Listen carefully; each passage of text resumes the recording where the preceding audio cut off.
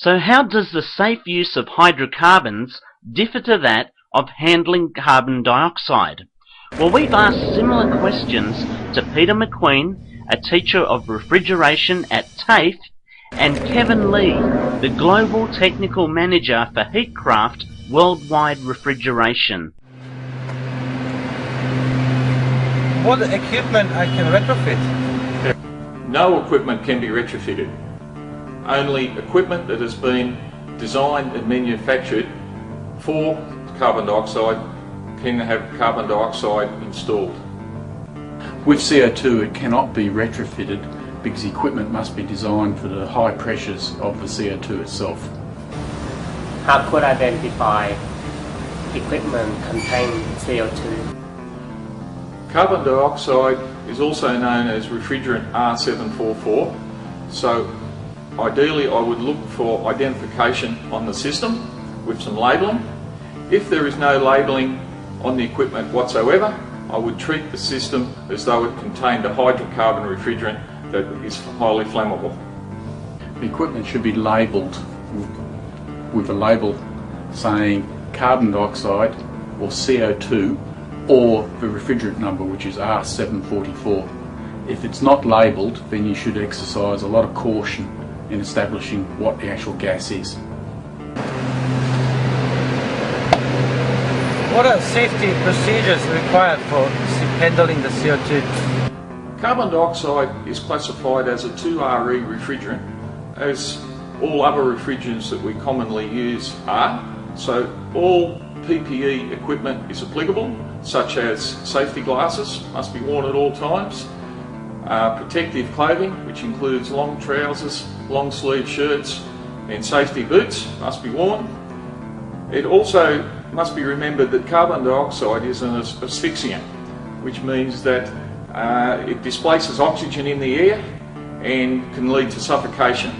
So we must work in a very well ventilated area.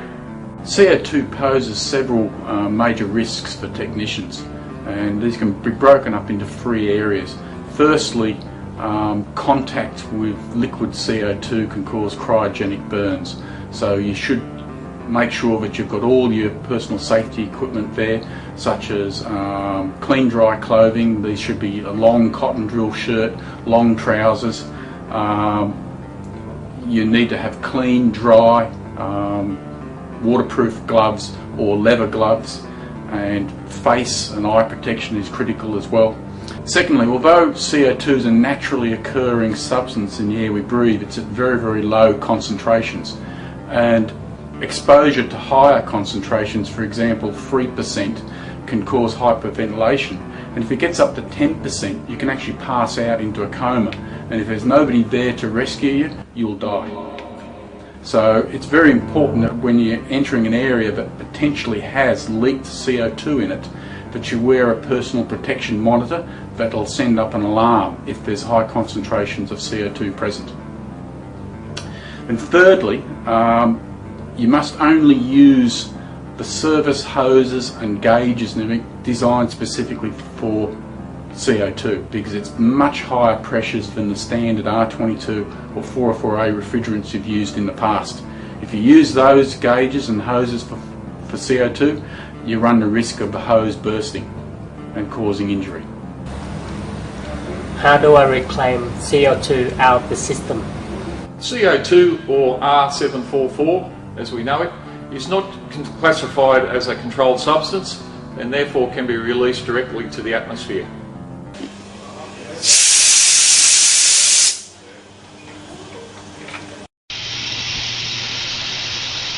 You don't need to actually recover or reclaim CO2 because it's a naturally occurring substance, but you do need to exercise a lot of caution when discharging the CO2. It should be done into only a very well ventilated area, and there's another risk that as you discharge the CO2 gas, it can form dry ice in the hose, so you should only discharge it from a valve. You shouldn't have any additional piping or hose attached to the end of the valve where you're discharging the gas out of. How do I store and transport CO2? CO2 bottles must be stored in an upright position and securely fastened to a wall using suitable brackets. It must be transported in an open vehicle, securely fastened. CO2 cylinders should only be transported in a vertical manner, well secured, and in an open tray in the back of a utility, for example. They should not be transported in the back of a sealed van. Why use high pressure refrigerant? Carbon dioxide systems operate at pressures far higher than we're currently used to with systems. However, it is a natural refrigerant.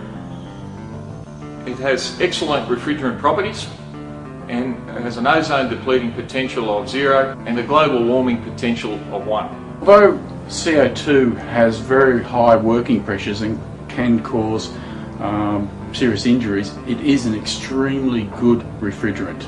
And as it's a natural gas, it has a very low GWP of 1, and due to this, it's not an environmental risk when used as a refrigerant.